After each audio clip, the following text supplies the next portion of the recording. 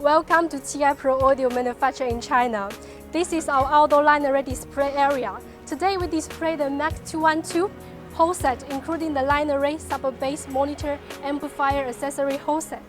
Here you can see is our 12-inch monitor. One piece is 12 LF, one piece is HF, one box is 450 watts RMS. From the back side is 15-inch monitor. One piece is 15-inch LF and one piece is 3-inch HF. One box 500 watts RMS.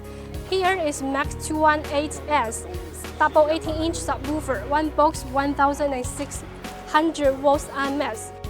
Power with our TI Audio whole set power management processor, TI series digital amplifier. This amplifier is each channel separate control. Today's start is our Max 212 line array 3-way. We have 2 low, 2 mid, and 2 high all neodymium driver unit with the 2 pieces 12-inch LF, 2 pieces 8-inch middle range, and the 2 pieces 3-inch HF. One box is 2,000 watts RMS. Our TI Pro Audio engineer team with strong software and hardware. You can see from the details we all follow the high-end standard. Max 212 line array using the world's most advanced acoustic science and technology, fully considering the actual application requirements in the field.